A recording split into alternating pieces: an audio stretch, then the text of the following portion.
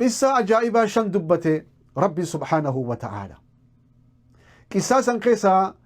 أكتو كفتي قصة أصحاب الكهف سبب سورة تنسيم يعني فإسنتني موقع فمتيتو قصة أصحاب الكهف قصة عجائبة فعلماء أهل السنة والجماعة كرامة أولياء سبجيسو خيستي ورد خدري الفتنجتشو كرامة إساني في أرقمي أمنتي إساني أكيدا في إيقاتو داف قما قوداتي قما كهفتي بقاتو إسانيتي في أكاتا إساني ربي سبحانه وتعالى نهيمه إن شاء الله تعالى قصاتنا مال الرابرنا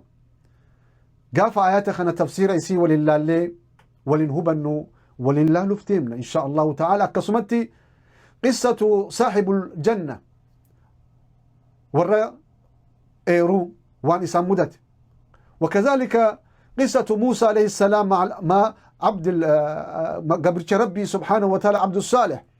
يسوجن قصة موسى أتشخيستي أقرر وكذا قصة هنغشني أتشخيستي أرقلاف ديمنا بإذن الله تعالى أكما قصة ذو القرنين أتشخيستي أقرر قصة أنتم شفتوا قصة أجائبات مقاصد الصورة تنقبض تريف دبن واي أكيدا واي أخلاق واي أديمسا خنهند صوراتنا خيستي قصاتنا خيستي ربي سبحانه وتعالى نفأدي سيجو